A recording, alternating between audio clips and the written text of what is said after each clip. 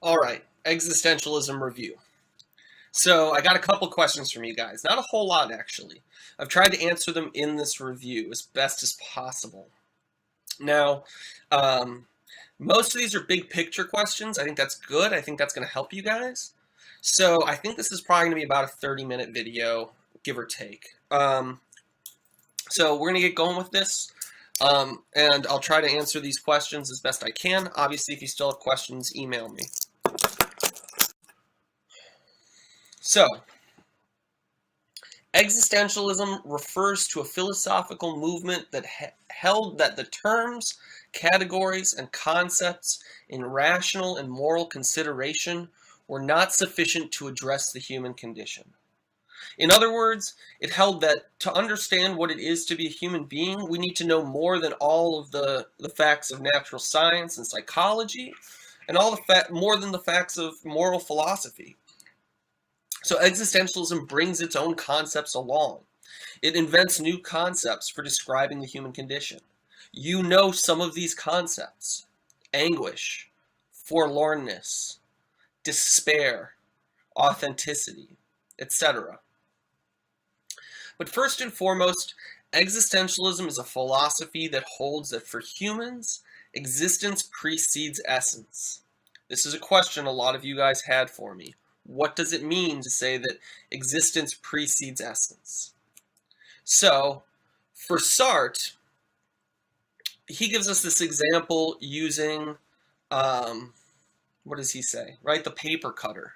I'm going to use a different example here because we've gone over that one a lot, and so if you still have questions, it might not have been helpful enough.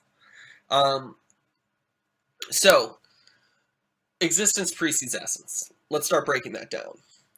What is an essence? Well, one rather simple understanding of what it means to be, like, what rationality is, or a part of it anyways, is to know what things are, and to know what things are is to know their essence. Here, essence might be understood as those sets of properties and purposes that make something the distinct thing that it is. So a hammer, right? A hammer has as its essence that it is heavy, has a hardened end and a handle, and is used for striking things. Maybe this goes too far, right? When I go camping, when I grab a rock to hammer in the stakes on my tent, I look for something that's large and has a flat surface. If it has just round surfaces, my hand might slip. I might cut myself on the stake. You don't want to do that, right? So the primary essential feature of a hammer is that it's used for striking things and that it's convenient for doing so. And we can see right already from this discussion that we can judge the quality of a hammer by seeing to what extent it fulfills its essence. A better hammer is a hammer that is good for doing what it's for, right? To the extent that the stone with the flat face is a better hammer is the extent to which it more closely corresponds to its essence, right? If the stone is brittle, it's not going to be a good hammer. It doesn't have a hardened end, right? It's not a flat surface. The handle allows me to get greater leverage and give more force, and so it makes it a better hammer, right? Similarly, we consider the human condition. If we think that God made man in his own image, and then along with that will come an image of how man ought to be, we have something we can look to for guidance. Existentialism denies that this is the case. It says that for persons, existence precedes essence. That is, we exist, we're alive in the world, and yet we don't know how we ought to live. There's not some rule we can turn to for guidance, some idea of the ideal human being that we can use to determine how we ought to live in the world.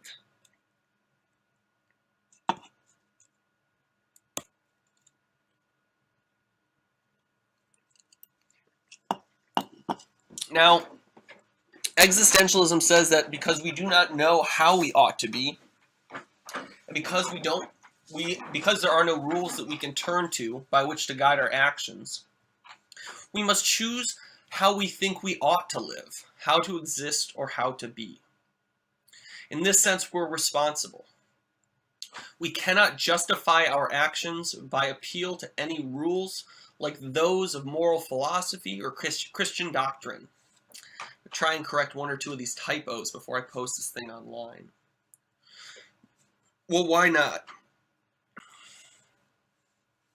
Well, it's not that we can't turn to Christian doctrine or moral philosophy for guidance, but that we're responsible for doing so. My responsibility for an action is not diminished by its being suggested by the maxim, love thy neighbor as thyself. Instead, what authority the maxim or the rule has, it has because I chose it. I could have easily chosen another action, right? Or another rule to follow. I don't get to take away my own responsibility by placing it on an external authority. Ultimately, that authority comes back to me and my decision to accept it as an authority over my guidance. Now there is an essence that I can be guided by. Oh, there's my slide. Sorry about that, folks. So again, since my acts are not guided by an external guide, since there's not some rule telling me how to live, whatever rules I turn to come from me, right? They must reflect the way I think anyone ought to live. They define the essence of a human being insofar as they now create a standard. They create an image of human being as I think a human being ought to be. In living, I live as though others could guide themselves by my actions. My actions reflect what I think to be good, at least as far as I'm living authentically. Now, we're going to see how this all ties together here again with notions of freedom and responsibility. Well, why are we free? We're free because there are no rules for human action. We're free to act however we wish. There's no good and bad apart from the decisions we make. We're responsible. Since there are no rules to guide human action, I am solely responsible for my actions. I can't say I was just following orders and then somehow diminish my responsibility by passing it on to somebody else. There are no orders, right? I can't say I was just doing what this person told me. It was my choice to listen to them. It was my choice to interpret their command in the manner in which I did. And it was my choice to accept their authority, to say, I think that what this person is asking me to do is something I ought to do, or I at the very least think I ought to do what this person asks of me. These are decisions I make under my untransferable authority, or untransferable responsibility, as Ortega calls it, right? The notion here is that we can't transfer our responsibility. We can't put it off on something else. We can't diminish the extent to which we are responsible for the choices we make and the values we affirm.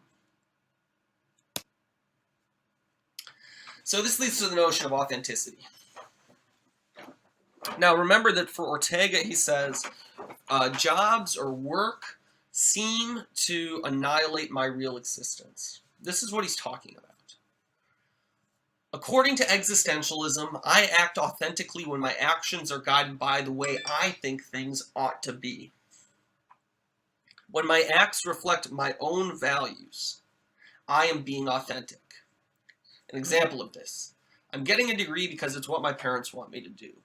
That's inauthentic. That's doing things for someone else. I'm going down this career because this is what society says is valuable. That's inauthentic. That's doing something for some other reason. I'm getting a degree because it's what I want to do. I'm getting a degree in philosophy because I think philosophy is important. That's being authentic. Authenticity consists in reflecting one's values in action, and at the same time recognizing one's own responsibility.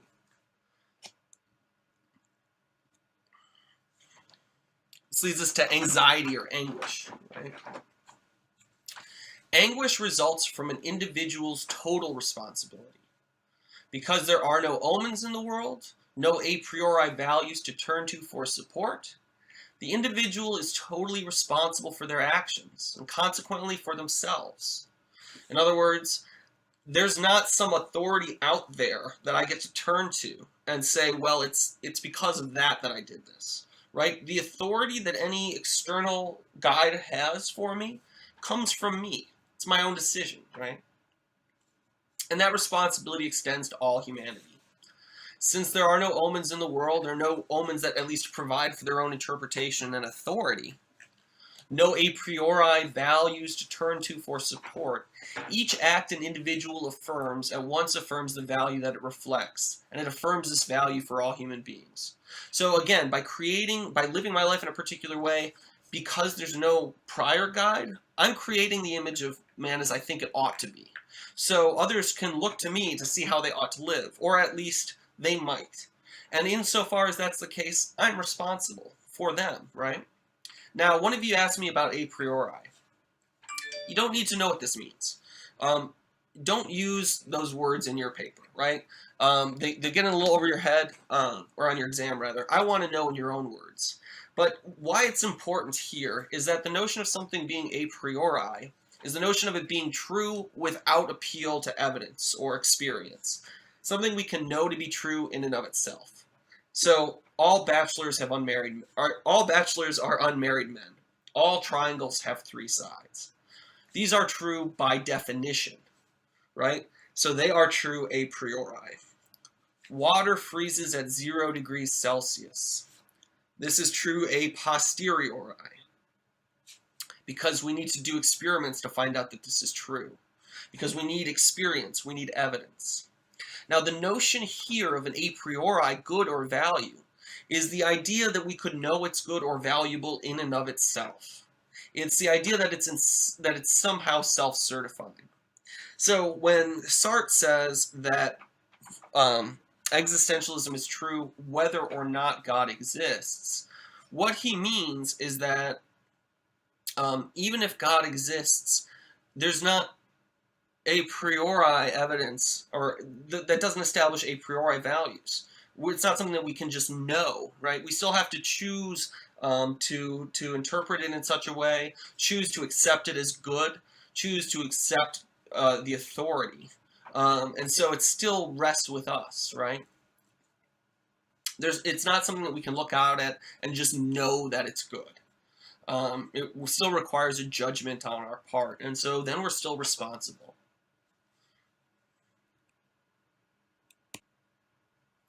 All right, forlornness and despair. Now, if we are responsible and in anguish, it's because we're forlorn. This results from the fact that God does not exist, according to Sartre. Or it results from the fact that reason cannot give us God. It cannot give us a God that we know to be good and that and whose commands we understand, right? We still need to use reason on our own parts. We still need to make a judgment on our own. So we are forlorn or abandoned without a guide to action. And because we don't have a guide, we are responsible, right? Because we don't have a guide, we are in anguish. Despair, on the other hand, results from the fact that there are a great many facts about the world that lie beyond our control. It results from the recognition that any efforts we make in this world may ultimately be of little or no consequence. If I devote my life to ending poverty, it may be that when I die, everybody who's been working towards it just goes the other way. If I devote my life to civil rights, it may be that when I die, the country returns to a state far worse than it was when I began. I can't count on the efficacy of my action beyond a certain point, the point at which things cease to be under my control. So I can't justify my action simply in terms of of a certainty that it will achieve its goal. What I have to do is justify the action in and of itself, or insofar as it reflects a value I hold, not by its consequences, especially where those consequences go beyond what's within my control. All right, so moving from Sartre to Camus. The central notion in Camus is the absurd. Before I want to get to this, though, I want to bring up authenticity with respect to Camus. So Camus talks about the Nietzschean criterion, right? The idea that philosophers ought to practice as they preach. Here is a notion of authenticity. Your actions ought to reflect your beliefs. He talks about men who are in harmony with themselves, for people who do not cheat, right? What he means is we ought to act on our beliefs. We ought to live authentically. Now, the absurd for Camus is born out of a confrontation between the human need and the unreasonable silence of the world.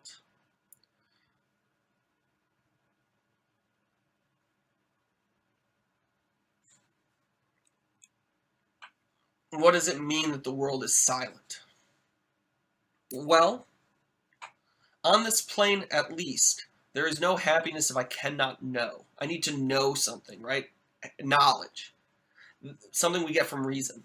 That universal reason, practical or ethical, that determinism, those categories that explain everything are enough to make a decent man laugh. Remember how I said that existentialism thinks we need to go beyond the categories of moral philosophy and science? You see that idea here. They have nothing to do with the mind. They have nothing to do with the human condition. They negate its profound truth. In this unintelligible and limited universe, man's fate henceforth assumes its meaning. So, unintelligible. The universe is unintelligible in the fact that from consideration of it, we cannot derive meaning.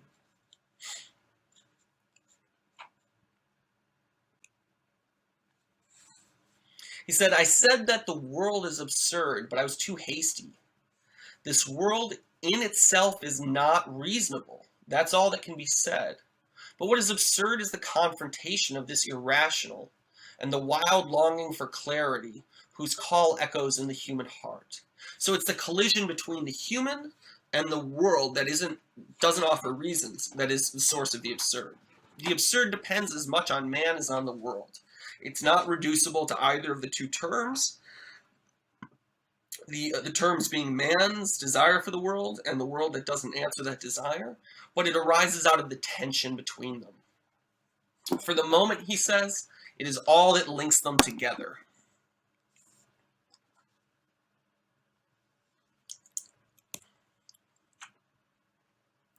He gives us some examples. He says, if I accuse an innocent man of a monstrous crime, if I tell a virtuous man that he has coveted his own sister, he will reply that this is absurd. It's absurd means it's impossible, but also it's contradictory. If I see a man armed only with a sword attack a group of machine guns, I shall consider his act to be absurd. But it is so solely by virtue of the disproportion between his intention and the reality he will encounter, of the contradiction I notice between his true strength and the aim he has in view. So when we think about this in our case, right, our true strength is our rationality, and the aim we have in view is a meaning that we can know. And so the absurdity of it is that our rationality isn't going to get us the meaning, right? It's not enough to do the job. The absurd is essentially a divorce. It lies in neither of the elements compared, not man, not the unreasonably silent world that won't give us meaning, from which we cannot derive meaning rationality a priori or a posteriori. It is born of their confrontation. So, this leads us to the notion of philosophical suicide. In regular suicide, Camus says, the human need for meaning is eliminated. In philosophical suicide, the world without meaning is eliminated. So, if the absurd is born of a confrontation between a human need for meaning and a world without meaning, when the human dies, their need dies with them, and so the absurd is vanquished. When the world without meaning is eliminated, when we place meaning somewhere else, when instead of concluding the term, right, instead of solving it, instead of actually resolving a meaning from the world, instead of finding a way to get meaning out of the world, we actually just get meaning from somewhere else, right? We put it out in heaven, in another realm, beyond the reach of reason. Its first distinguishing feature in this regard is that it cannot be divided. He's talking about the absurd. To destroy one of its terms is to destroy the whole.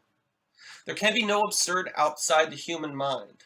Thus, like everything else, the absurd ends with death.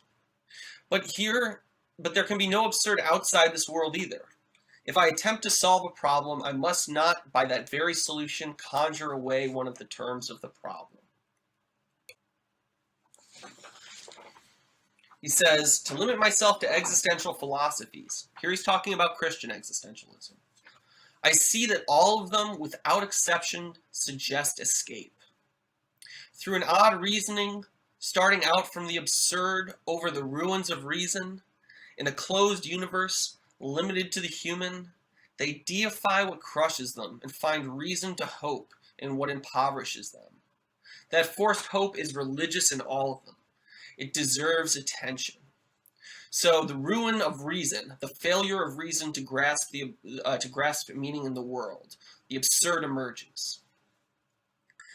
They deify the absurd, what crushes them, and find reason to hope in what impoverishes them. That forced hope is religious in all of them. So they take the absurd, right? We'll see this in Kierkegaard, where the absurd is constituted by the contradiction of the unification of God and man in a single individual, Jesus, and make it a God, right? And they take this and they place it, they give it as a source of meaning, but it's still not a source of meaning that can be apprehended rationally. It's outside of the world of human existence, a world where we engage with the world before us. This is something out there in heaven, right? So, for Kierkegaard, he says, the absurd is that the eternal truth has come into being in time. This is a contradiction. It's like saying a square circle. That God has come into being, has been born, has grown up, and so forth, and died, right? Precisely like any other individual human being, quite indistinguishable from other individuals. This is a contradiction for Kierkegaard. God and man are opposites.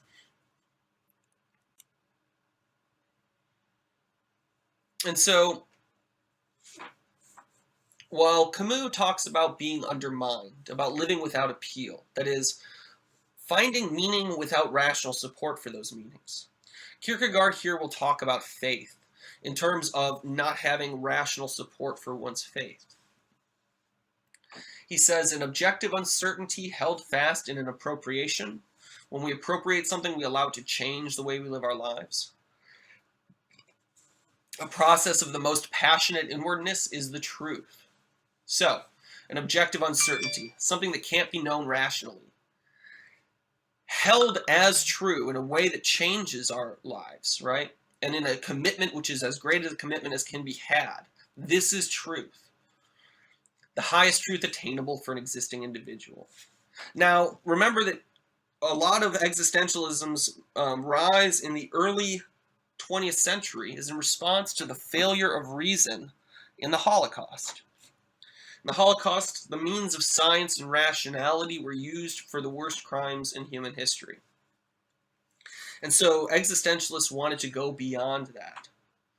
And we see something similar here, right? The idea that what's most important in human life aren't the claims of reason, but our relationship to them. Something that goes beyond rationality. Something that can dictate values and norms that we can't get from reason. Now he says, the above definition of truth is an equivalent expression for faith. Without risk, there is no faith.